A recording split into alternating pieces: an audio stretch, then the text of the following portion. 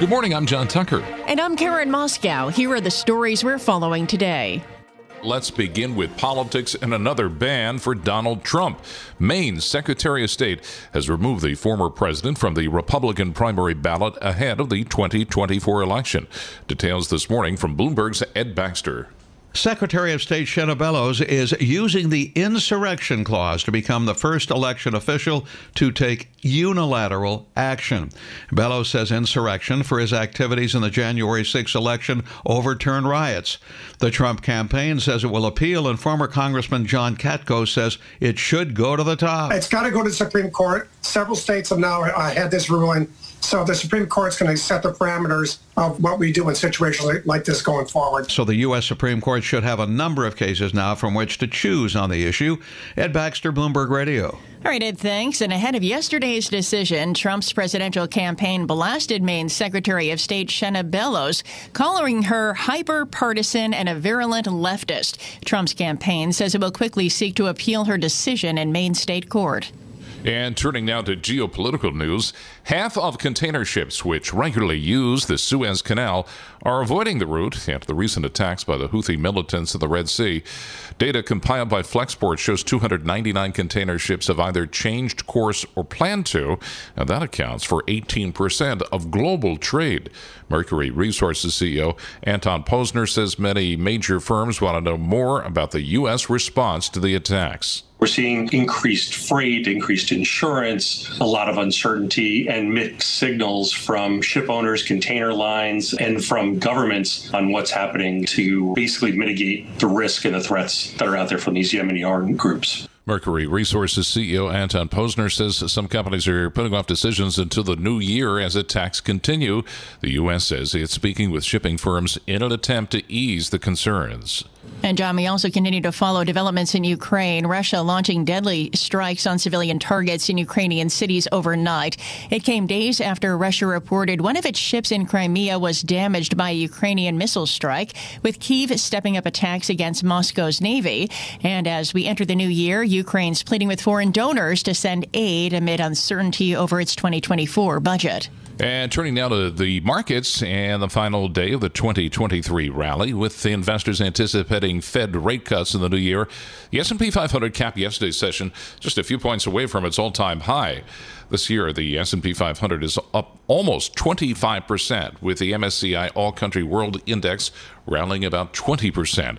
Mona Mahajan, the senior investment strategist with Edward Jones, says the rallies broadened over the final months of 2023. We started the year really driven by that Magnificent Seven, a large cap technology trade. And over the last few weeks, we have seen a broadening of participation, whether it's value cyclical parts of the market, whether it's small and mid cap parts of the market, whether it's bond markets, all of which have played some catch up in recent weeks. Mona Mahajan with Edward Jones says signs of cooling inflation and anticipation of a Fed pivot continue to drive the rally forward. And overseas this morning, John, European stocks eking out one last gain on the final trading day of the year. But it's not all good news, specifically in the UK. And Bloomberg's Stephen Carroll joins us with more from London. Good morning, Stephen. Good morning, Karen and John. Inflation has slowed sharply in the UK in recent months, but consumers are increasingly worried about the year ahead. A KPMG survey shows 4 in 10 people are more concerned about their financial security now than they were a year ago, while data from Barclaycard indicates households are cutting back on things like clothing and eating out. All of that raising fears of a consumer that could tip the economy into recession. One relative bright spot, the latest house price data from Nationwide showing prices fell less than 2% in 2023, defying expectations of a sharper downturn. In London, Stephen Carroll, Bloomberg Radio. All right, thanks, Stephen. And in a banner year for stocks, the Nasdaq set for its best year since 1999 after a $7 trillion surge. Artificial intelligence mania driving the run for the tech-heavy gauge. From NVIDIA to Microsoft, the 7 largest U.S. tech stocks, the Magnificent Seven, were responsible for 64% of the Nasdaq rally this year. The index is up over 50% in 2023. And speaking of NVIDIA, John, the chip-making giant is selling a hobbled version of a gaming chip to its Chinese customers. Bloomberg tech reporter Ian King says the move comes after the U.S. government tightened restrictions on what the company can market there. Really what matters is what happens in the AI accelerator market. NVIDIA said it's going to have new chips for that business for China to meet these new rules. We don't know when that's coming or if that will actually come, and that will have a much more concrete impact on revenue. And Bloomberg's Ian King says this version of NVIDIA's chip for China's market has about 10% fewer processing cores than what it sells in other countries. And Elon Musk, X, formerly Twitter, lost its effort in court to block a California law seeking to control toxic posts. More from Bloomberg's Charlie Pellet. In an 8-page ruling, a federal judge in Sacramento rejected arguments by the company, formerly known as Twitter, that the measure violates the free speech rights of social media platforms. The ruling comes after Musk ignited a firestorm in November by endorsing anti-Semitic posts on his platform. X Corp's CEO scrambled to contain the fallout after major advertisers like Sony, Discovery, Apple, and CBS stopped or paused spending on the site. In New York, Charlie Pellet, Bloomberg Radio. It is time now for a look at some of the other stories making news around the world. And for that, we're joined by Bloomberg's Amy Morris. Amy, good morning. Good morning, Karen. The Biden administration is warning Texas about its new immigration law to deal with illegal migration. Bloomberg's Nancy Lyons reports. In a letter, the Justice Department reportedly says it will file a lawsuit against Texas if it implements the law that would empower state and local law enforcement officials to arrest, jail, and prosecute migrants suspected of entering the U.S. illegally.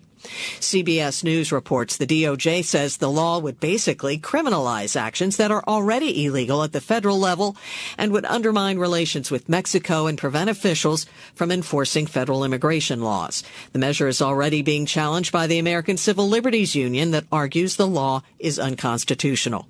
In Washington, Nancy Lyons, Bloomberg Radio. More U.S. sailors and Marines are being moved into the eastern Mediterranean. CBS reporting the 2 amphibious ships carrying 1,500 sailors and Marines, along with jet fighters, helicopters, and armored vehicles, have transited the Suez Canal from the Red Sea into the eastern Mediterranean.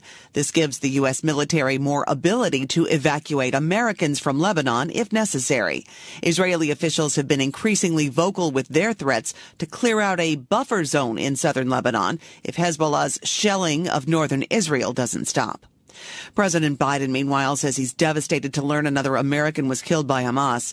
American Judy Weinstein-Haggai was killed in the October 7th Hamas incursion. Biden vowed to do everything possible to bring home the remaining hostages, including IDF soldier Eden Alexander from New Jersey.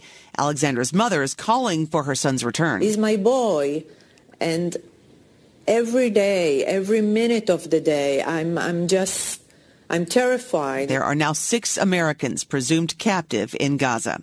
And the World Health Organization says it's getting harder to deliver medical supplies and fuel to Gaza because hungry people keep stopping the convoys searching for food. Gaza's health ministry also says dozens of people were killed in strikes across the Gaza Strip yesterday, days after Israeli forces said they'd be expanding operations. The Washington Post reports the director of one hospital says Sunday's attack killed at least 80 people. Global news 24 hours a day and whenever you want it with Bloomberg News Now. I'm Amy Morris, and this is Bloomberg. Karen. All right, Amy, thanks. We bring you news throughout the day right here on Bloomberg Radio. But now, as Amy said, you can get the latest news on demand, and that means whenever you want it. Just subscribe to Bloomberg News Now to get the latest headlines right at the click of a button.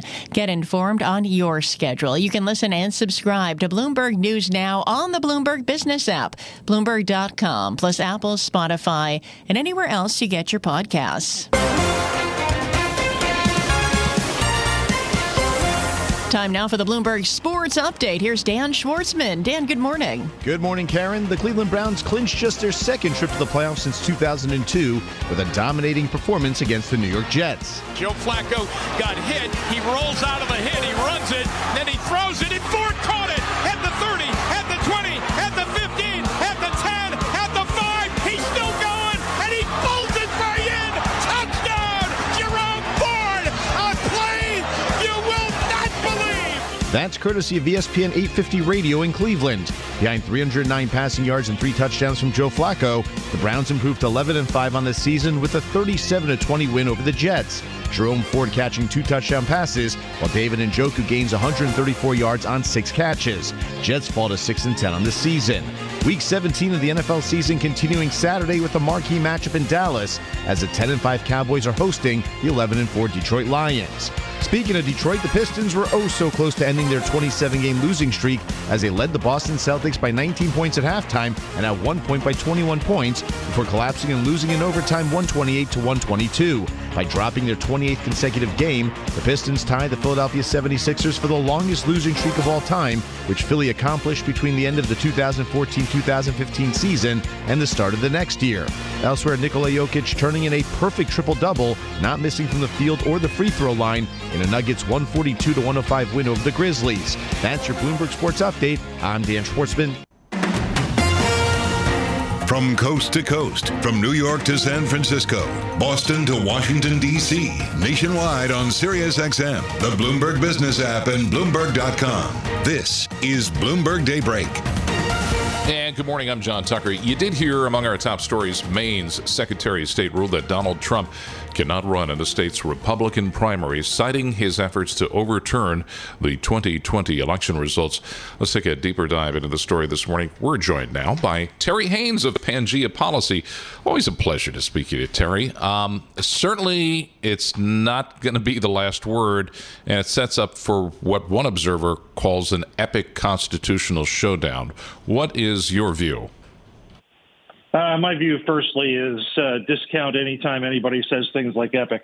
But secondly, John, I think what you have to understand is what listeners have to understand is a little bit of perspective here. Colorado, this Colorado Supreme Court, by a 4-3 decision, made its determination, but its Secretary of State has already said that Trump's going to be on the primary ballot, absent some sort of additional action. So, if that doesn't confuse things enough. Secondly, what you've got from the Maine Secretary of State yesterday is kind of an executive version of what the Colorado Supreme Court said, deciding on her own that Trump was an insurrectionist, but also understanding that the thing is going to be appealed. Net, I wouldn't look for any of these things to stick. The Supreme Court of the United States is almost certainly not going to allow states to decide how to interpret the 14th Amendment of the Constitution or alone deny a candidate of federal rights under the Fifth Amendment. So, generally speaking, I think these things are overblown. And the last thing I will say is there's a lot of state and federal courts that have decided in ways opposite of the Colorado and Maine courts, and people need to remember that too. Donald Trump initially ran as a disruptor. Now he seems to be running as a victim. Does this all embolden him, or does it give rise to something along the lines of Trump fatigue? That's a very good question, and I think the answer probably is some of both. The conventional wisdom right now is that this emboldens and empowers him with the electorate. You can certainly see how that might be so instinctively, but at the same time, it also, I think, adds to the appeal of not Trump Republican candidates who say, look, if you like the conservative policies that happened during Trump's administration, we can have those back, and we can have them without the circus. We're going to find out which of those is true, or potentially whether both of them are true, starting in about 3 weeks in Iowa. And so, we will see. But and it pains me not to make a call on that, but I mean, truly, we will see. I'm not going to be the expert on the feelings of the Iowa electorate. But the bottom line is that if Trump underperforms in the Iowa caucuses, it is going to give rise to a narrative that Trump might not be as strong, and the challengers are getting stronger, and that will reinvigorate the race, I think, to some extent. All right, speaking of challengers, Nikki Haley also making news with what she says or doesn't say are the causes of the Civil War, namely slavery. How does that play out in the election cycle? I think that's a blip, honestly, John. It's used by, and I'm not meaning to Yeah, no. To minimize, to minimize what she said or how she said it. But I think it's a blip.